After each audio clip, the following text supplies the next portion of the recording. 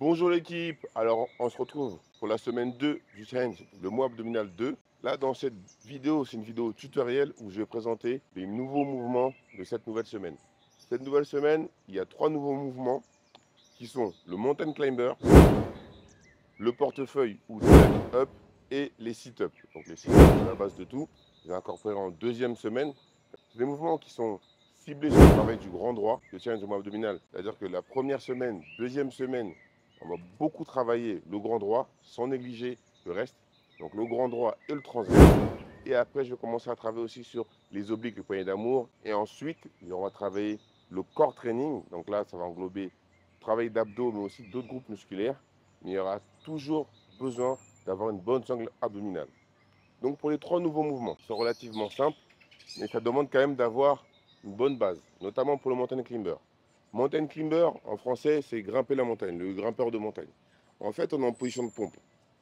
On se met dans cette position-là, position de pompe. Donc, ça revient au gainage. Je rentre le bassin, la main toujours en dessous de l'épaule. Si vous faites différemment, vous allez soit tirer sur les épaules et ça va vous fatiguer plus vite, ou soit vous allez devoir demander un effort supplémentaire au triceps et ce n'est pas ce qu'on veut travailler.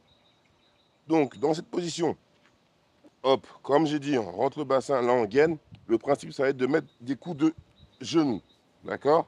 Mais attention, quand je mets les coups de genoux, je fais bien attention à bien monter les genoux. Je ne fais pas, beaucoup vont faire ça, non. Je monte bien le genou et je tape. Je peux le faire tout doucement. D'accord? Là, comme ceci, ça fonctionne aussi. On reste bien gainé sur les abdos et on met des coups de genoux. Plus dynamique, ça donne ça.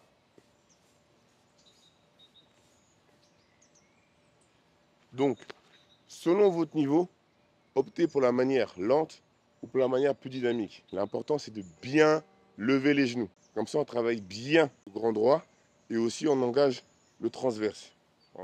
Deuxième mouvement de cette semaine, c'est un mouvement que j'adore, c'est les portefeuilles ou les tuck up. Je vous explique, il faut partir allongé. D'accord? On part allongé, bras et jambes tendues. De cette position, ce que je vais faire, je vais ramener mes genoux au niveau de mon poitrine et je vais attraper mes tibias. Hop.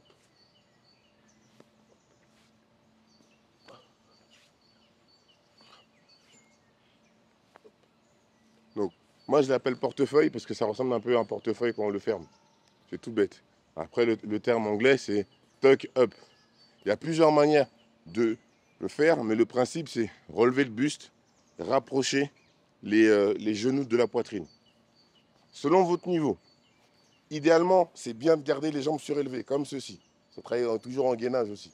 Si j'ai du mal, je laisse les jambes au sol. Par contre, la priorité que sur ça, il ne faut pas rigoler, c'est vraiment les bras tendus. Comme ça, on étire très bien le grand droit. C'est le but. Et là, ce que je fais, si je décompose, je lève d'abord le haut du corps.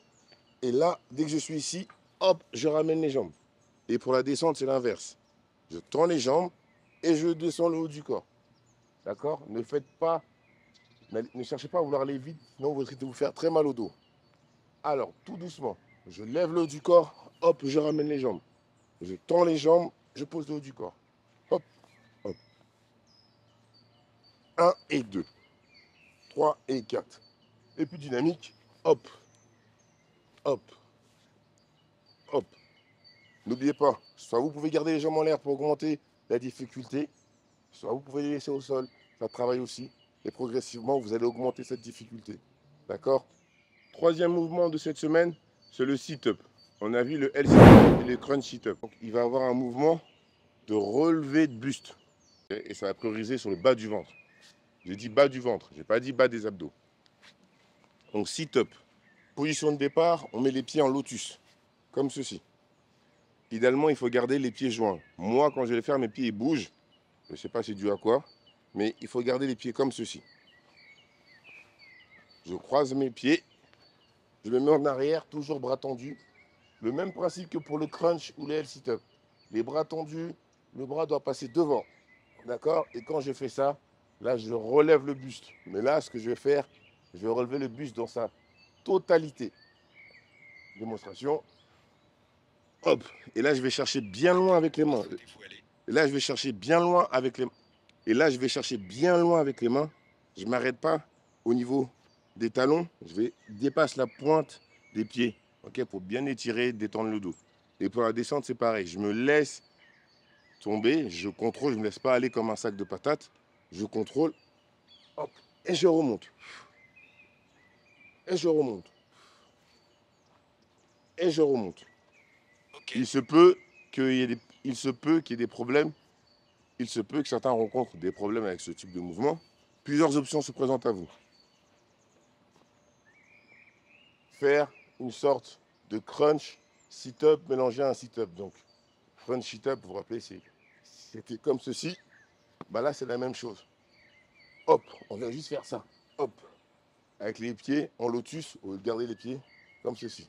Donc ça, c'est crunch. Et ça, c'est le sit-up adapté.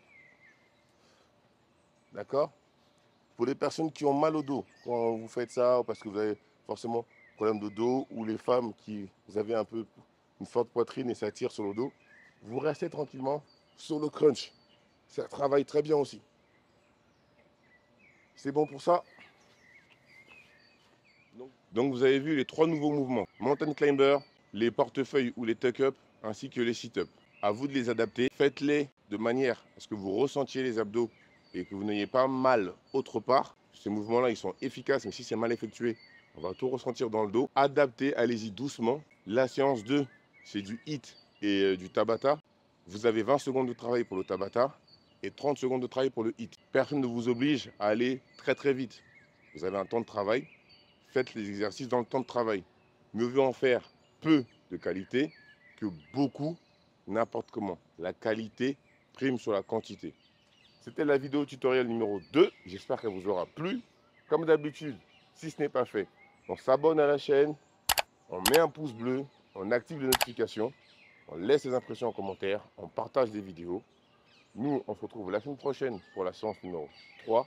D'ici là, portez-vous bien, faites le challenge et comme d'habitude, hein, travail, rigueur, discipline. Pas de semblant.